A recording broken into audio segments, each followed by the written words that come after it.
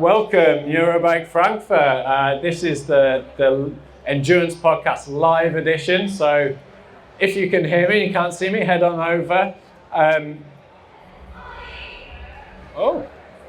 Some music in the background. If you've not already checked out the podcast, we've been running podcasts a number of years now. We've had some amazing guests, some great discussions. So head to YouTube, look up Nduranz, but also you can head to other platforms like Spotify and check us out there. So head on over there and listen to some that we've done. But yes, at this event, this is our first time we've done these live talks, so it's been super cool to have some of the guests on yesterday, and we've got a super exciting guest for this afternoon as well. He's one of the biggest cycling content creators and YouTubers out there, and so much more than that, but I'm going to let him tell you a little bit more about that. So I'm going to welcome Benji Naesen. Hello, sir. How are you? Welcome. Honestly, I've enjoyed Eurobike so far. Yeah, and this is not the first time we've had a chat, is it? That's true. We had one on the podcast about a month ago. About a month ago, I think. But it's more fun in person, eh? Yeah, absolutely. So if you haven't checked that already, go and check that out as well. But is this your first Eurobike? Yes, indeed, and it's big. Yeah. 5 hulls, I think, in total. When someone told me there's 5 hulls, I didn't realize that every hull has like multiple levels. The amount of walking I've done here, I've definitely lost like 2 kilos. It's been good. I know, I've done miles. It's good though, but it's tiring. But the problem is, I'll arrive home tonight and I will sleep for 3 days. So what has stood out to you most? This is the first time here. What have you enjoyed the most? What has just kind of rung out to you? So I come from a perspective of watching road cycling, watching pro cycling, and obviously going through all the brands that are here. It's always very interesting to see if I see the specific bike in a race, where do the individual components come from? And I'll be honest, I'm not exactly an equipment guru. So to figure out, okay, this company makes the brake levers and that goes to that company, and then that company puts it all together, and then there's a company that just makes bar tape for some reason. So crazy. So to see all the steps of the process, and of course meeting everyone at Nduranz, also a fantastic party. Meeting you for the first time. It is. We've only seen ourselves across the screen, so it's been a pleasure. Yeah, I prefer those days. So just for some of the listeners out here who are perhaps not familiar with your work, just can you give us a brief on what you do, because I think there's probably multi-facets to that. Yeah, that's kind of true. So let's say there's 2 aspects of it. It all involves online creator stuff. So on one end, I am a co-host of the Nduranz Cycling Podcast, a podcast on YouTube, Spotify, etc., where we talk about professional road cycling. So let's say the Tour de France is happening. Men's and women's Tour de France. Every evening after a race, we talk about the tactics in the race. What did this team do right? What did that team do wrong? This rider, what a weird tactical choice. Why was he not able to do that? Oh, because he's tired. All those aspects, we go in depth into the racing. We try to recap the racing. We have rider interviews we had one with Remco Evenepoel that a lot of people love that one. So we should probably do it again at some point.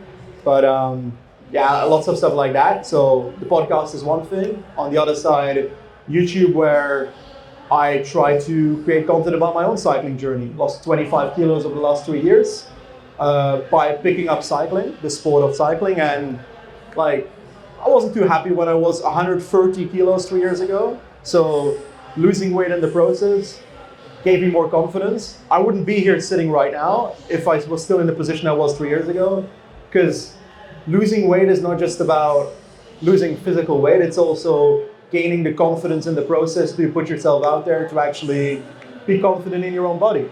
And I very much enjoyed the last 2 years more than 3.5 years ago, where I was like, okay, I didn't even want my face cam online. So that shows how much I've evolved in the way of confidence thanks to losing weight in the process. Yeah, and I really want to get into part of that journey as we talk a little bit later.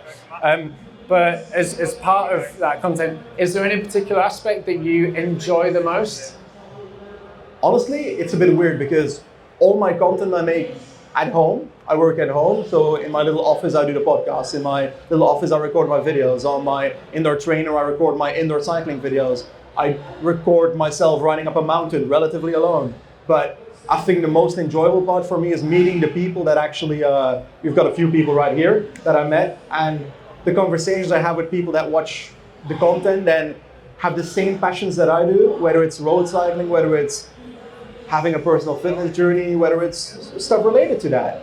That is the best part about it for me personally. That is what makes me want to get up in the morning. Yeah, and of course you've interviewed lots of professional cyclists as well, but what's it like to be on the other side of the microphone and being interviewed yourself?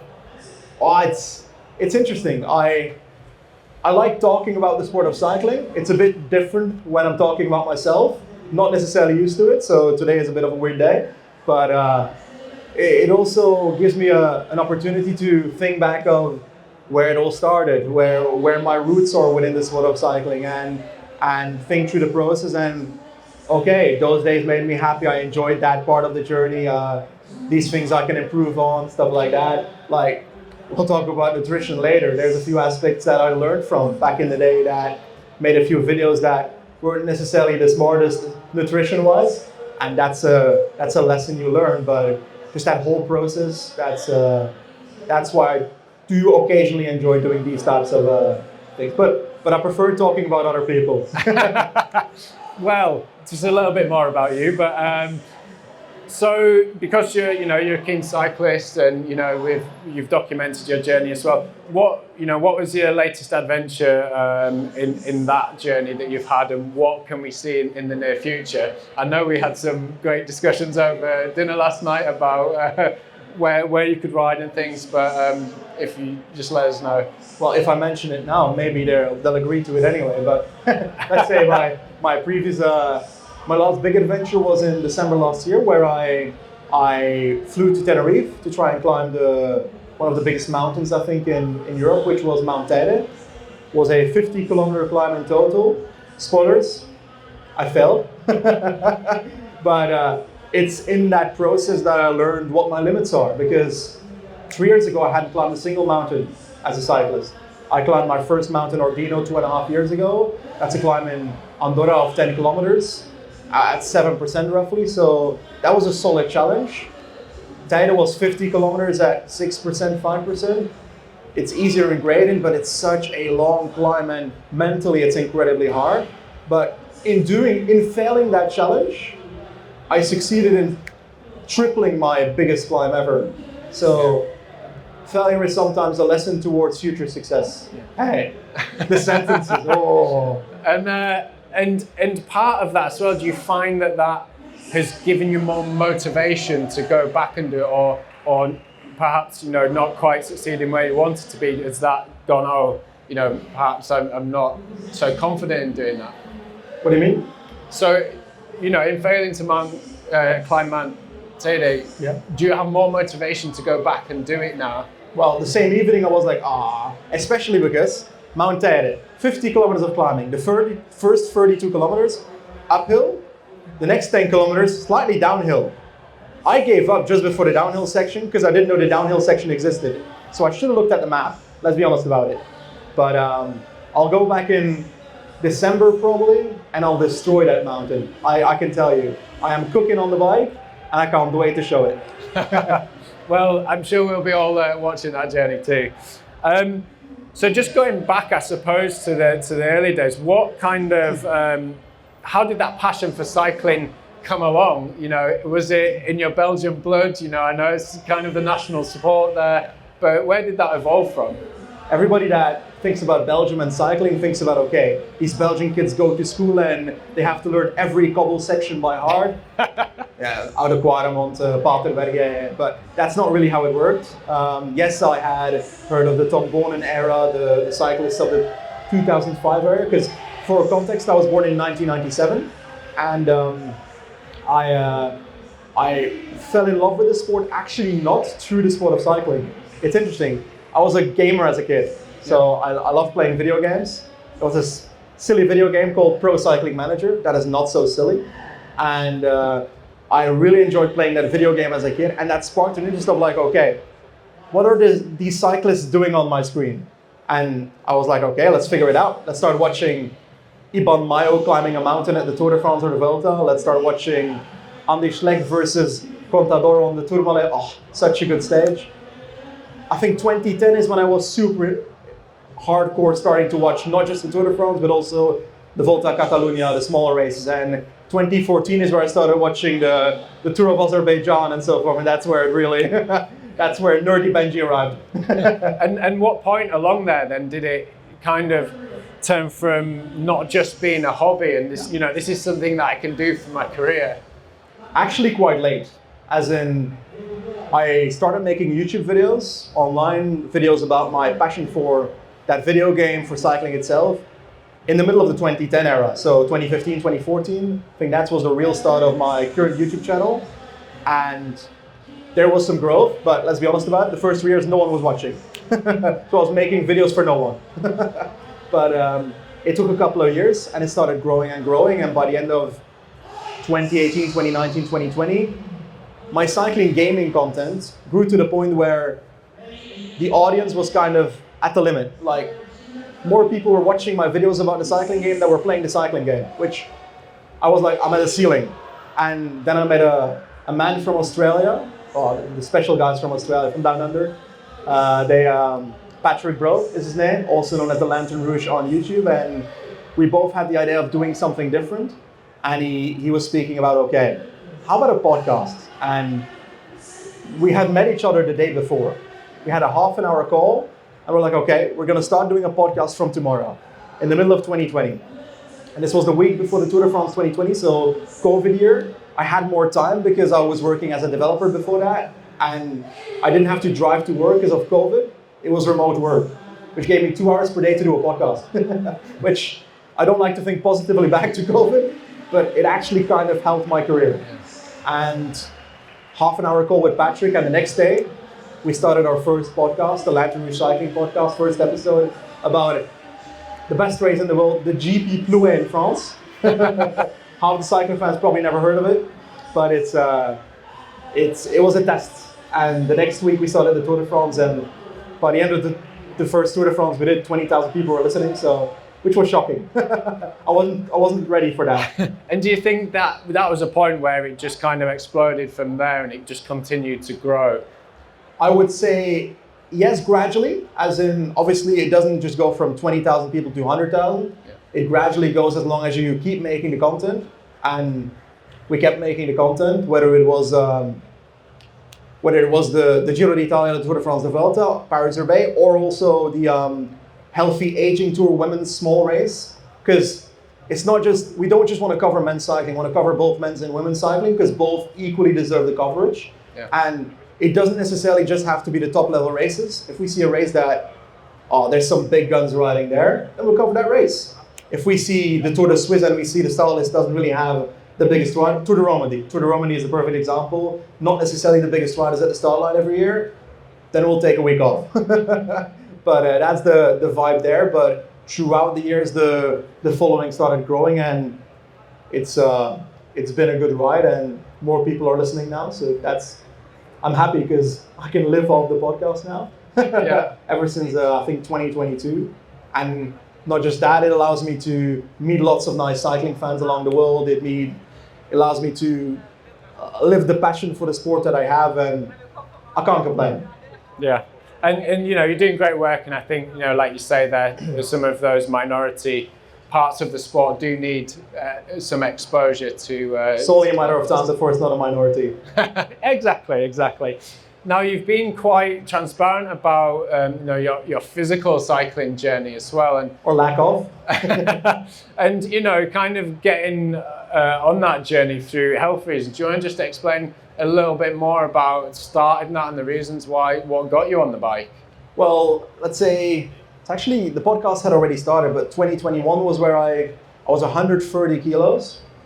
Not exactly a healthy weight for, I'm a meter 90, but still, I wanted to be healthier, and it was hitting my confidence, but it was also hitting my walked up the stairs and I was tired at the top. So that's one example. But also I started having like acid reflux and small health things. And I'm the kind of person that when I have something health-wise, I panic. I think I'm dead the next day. That's the way I think. So I was like, okay, I need to do something about it. And then I struggled probably for a year in 2021 to really do something about it. Because yes, when people are overweight like myself, yes, you know there's a problem. It's the problem is there's so many obstacles to get started. How do you do it? Step one, what is the best way to do it? Don't have the knowledge. Just also, you know what my biggest fear was when I started? This might be really silly, but when I was at my heaviest weight, then I was ashamed of admitting it somehow. And in doing so, for example, I didn't necessarily want to go for a run because then my parents would be aware that I went for a run, and I'd have admitted to them that I wanted to lose weight and admitted to them that I have a problem. So it's kind of like an addiction. Yeah. Does that make sense? Yeah.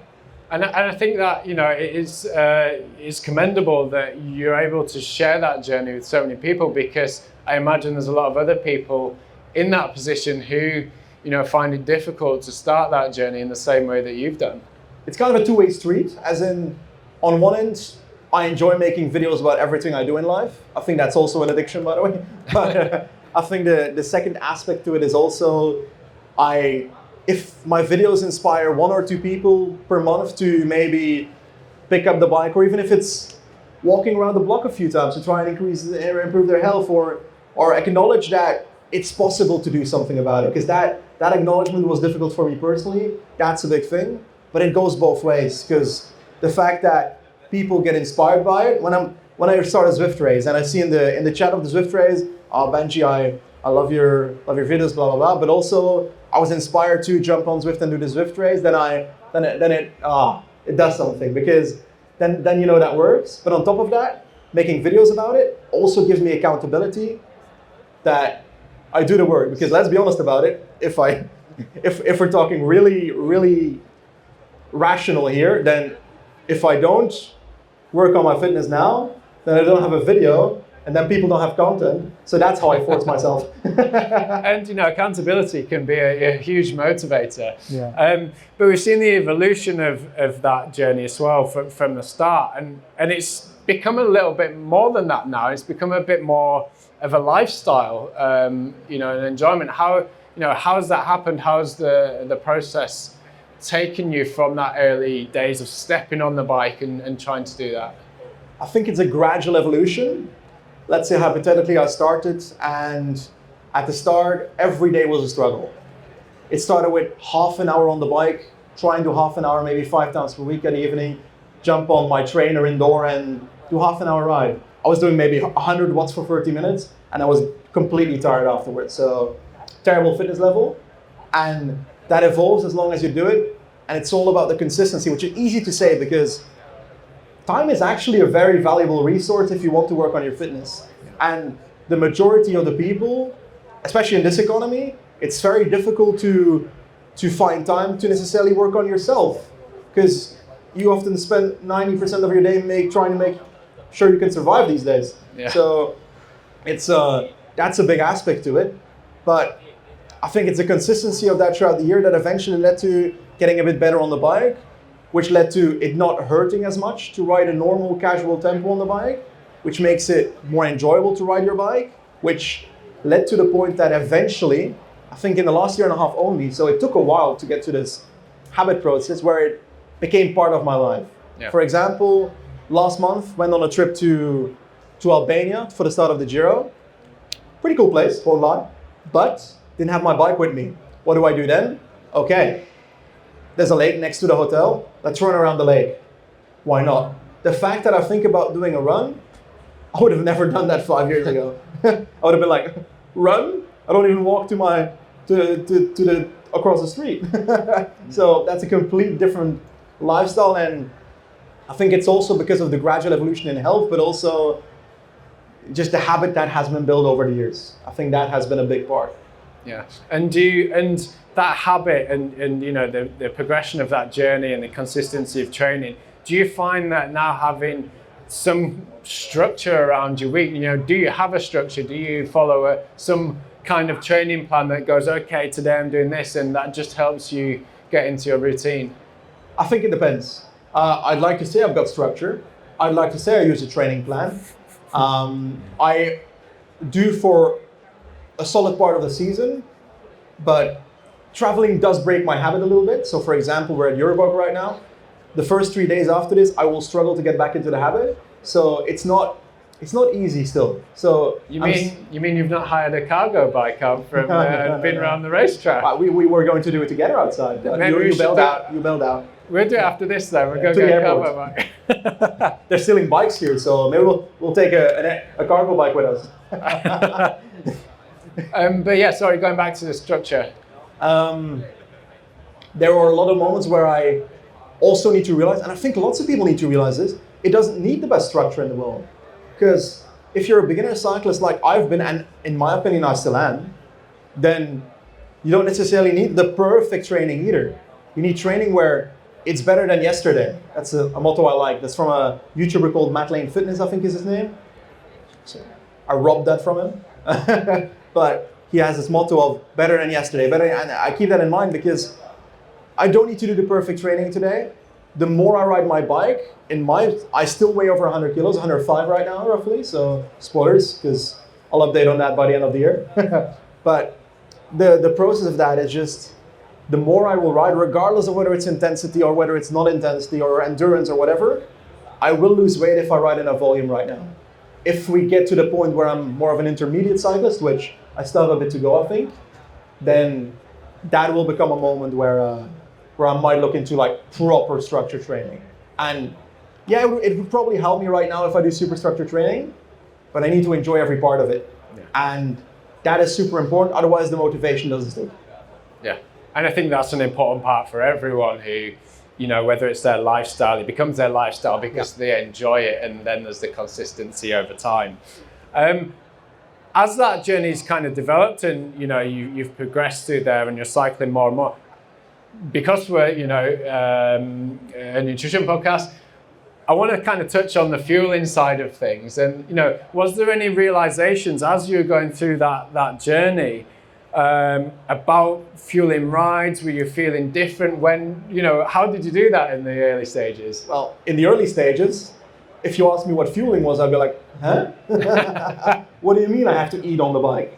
That was not a thing in the first few rides. Also because it was a half an hour of popping on the bike, not necessarily the biggest moments, but when I started doing longer rides, I started realizing, okay, my energy's going down by the end of the ride. How is this possible? Maybe I should do something about it. That's when nutrition came into the picture.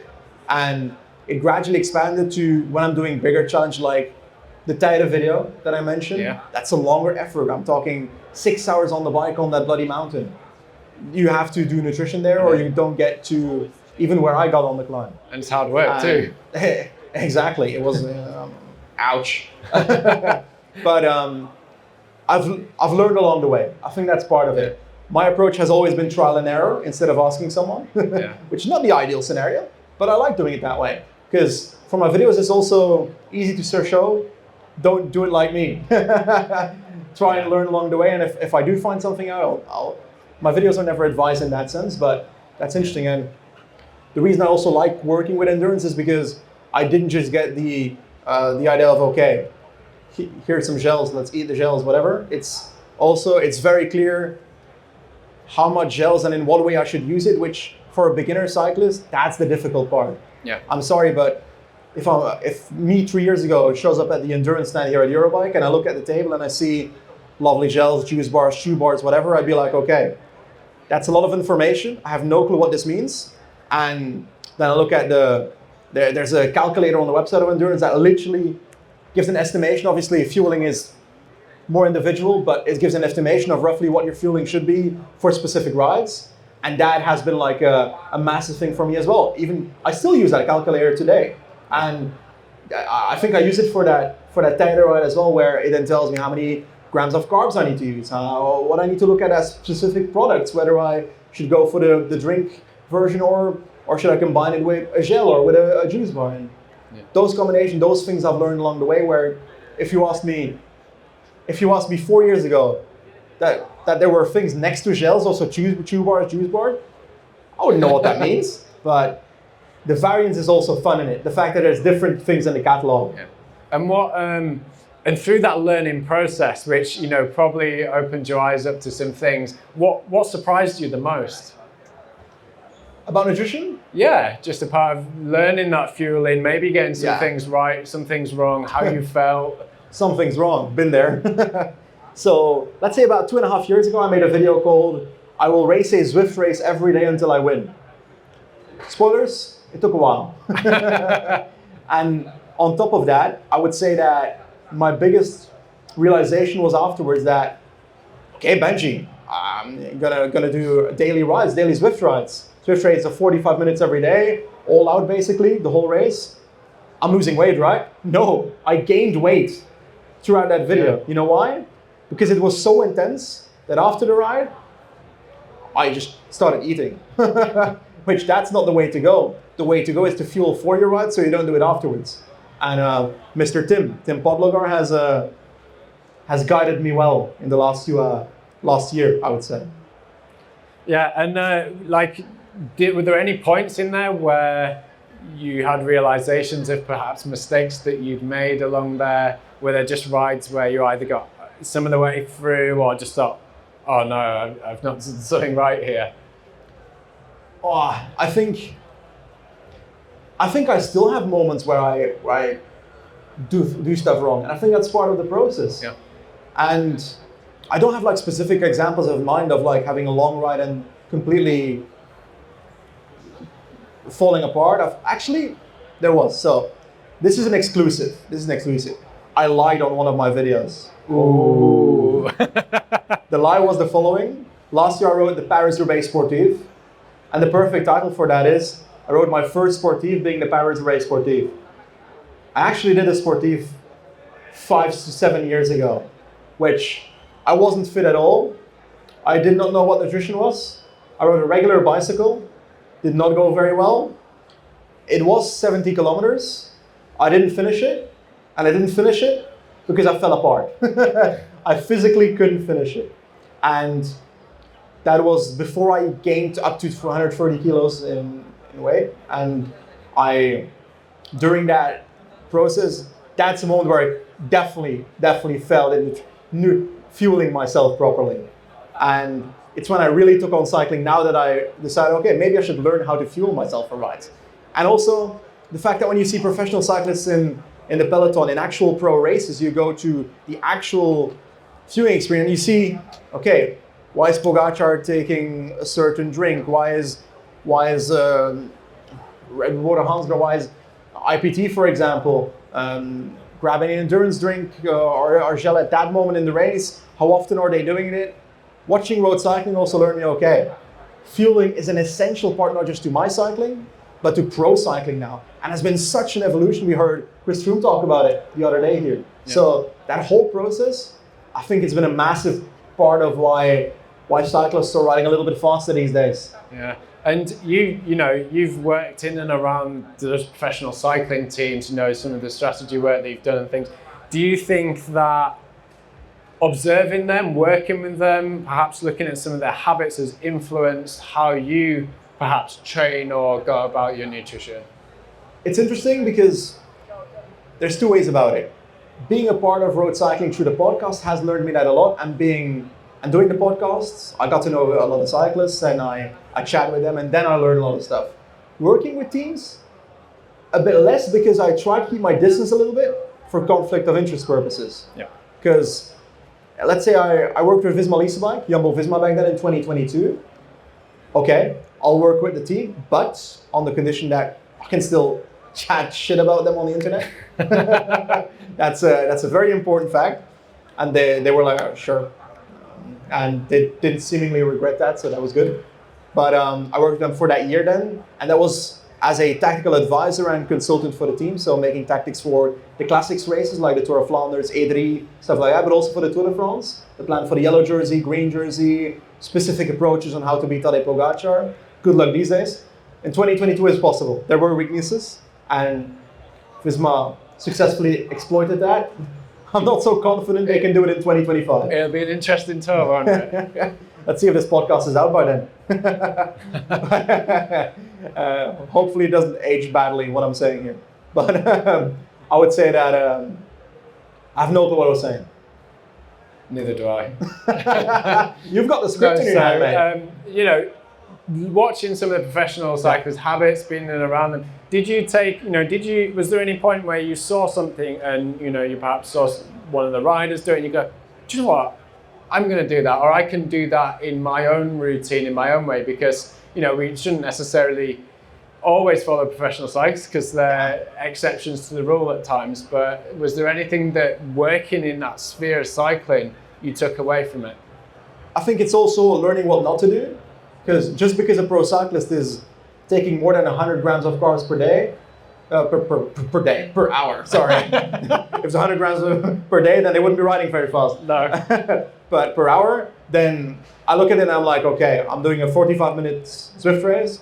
I shouldn't be taking 100 grams of carbs for that specific 45-minute Zwift race, stuff like that, at my level. So I need to adapt that to an amateur cycling level, and then that's why I spoke about the endurance calculator thing. That does that for me. Because as a beginner cyclist, I'm not gonna figure that out. And sorry Tim, he's gone. Oh no, he's left the building. My talk was so bad that even Tim left. I think he's got to catch a flight, so. That's fair reason.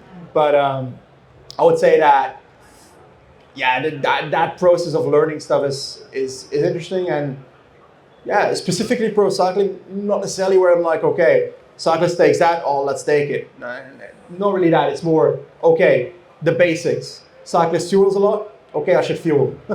It's the basics, And I think that's an important thing to highlight, is that often as amateur cyclists or, ambitious cyclists, we do look at the professionals and we think, I'm going to do what they do, but they are exceptions to the rule, and maybe you were just... I'll do what they do. I'll just, like Pogacar, I'll ride 7.2 watts per kilo for 20 minutes. Easy. Why do I just not ride faster?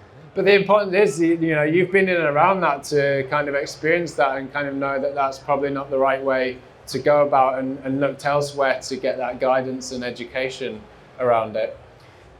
Yes. So now you've become a bit more proficient with your fueling and your training and things. What's your go-to? I know this is individual, but do you like drinks? Do you like gels? Do you like bars? Like what works for you? There's one thing I haven't figured out yet, and I think I've realized last week how cyclists do this in races, which took me a while. It's really stupid what I'm about to say, but I went for gels and juice bars when it comes to the endurance products, especially the lemon flavor was my favorite for the last year. They're good. I will try the orange flavor soon, because I actually haven't ever tried it. But question, I did not realize that, because when you see a cyclist and they're on a very warm mountain and they're climbing a big mountain, and okay, they've got their drink, their bidons, they're not going to take a bidon with actual product in it and throw it over their head to cool down. They take the water one. When I ride, I only use one bidon. So then I have to choose, okay, am I going to be hot in this ride? Yes or no? And then I conclude, okay, do I need water or do I need the drink product in it from endurance? And then I choose, okay, if it's depending on the ride, and I adapt accordingly whether I take more gel or more carbs in terms of actual non-drink fuel. That make sense? Yeah. Is that an approach you've ever heard of? I mean, there are lots of different approaches. Or should I just get a second beat on? There are so many different approaches. It's very much around finding what works for yourself and your environment, what kind of training you're doing. Have you ever thrown a beat on over your head that actually had product in it? Yes. I can still see it. It was accidental. That's how that happened. It was accidental. I was in a mountain bike race, and if anyone's ever seen it, there's the pits. So we only carry one or a small amount, and they hold the bidons out for you to collect. And instead of getting water, I got some carb mix that I then threw over my head. And it was an interesting rest of the race. Okay. You should try it sometime. Okay. Mountain bike, probably not. Triathlon, definitely not. I know you're That's for weird people like you. Thank you. Of course, I would love to chat so much more. You've got so many amazing stories. I think the battery's running out. Maybe. But also we are running out of time because me and you also have to catch a flight. That's true. That's true. I'm going to miss everybody here though. It's been a fun experience at Eurobike. It has been a fantastic experience, and thank you ever so much for coming out, being part of this, and sharing your stories. Because please keep doing what you're doing. You know, I think it's important in the world of cycling that we are transparent and we show things that, you know, what everyday people do. Like, especially because like when I watch on YouTube and I look for I look for inspirational videos of someone doing something crazy when it comes to a cycling challenge. Most of the people I see on the internet are super fit, and I'm like, okay, that doesn't inspire me. Saying it very, very brutally, I'm still a fat guy. I'm still overweight, and I'm still trying to lose weight. So it inspires me more to see someone that then goes through that journey, and that's kind of what I'm trying to do. And I hope that it works for a few people that see my content and they're like, I'm inspired to take on the journey. And maybe they don't need to, like, everyone can be who they are, but if you want to approach and you want to lose weight, then I'm trying to show that it's possible. And hopefully it keeps on working for me, because I'm not there yet. And I think that's hugely important and a huge inspiration to lots of people out there, because, you know, we can watch the pros, but whether that is relatable to the everyday person. So keep doing what you're doing, and thank you for sharing. Thank you very that. much.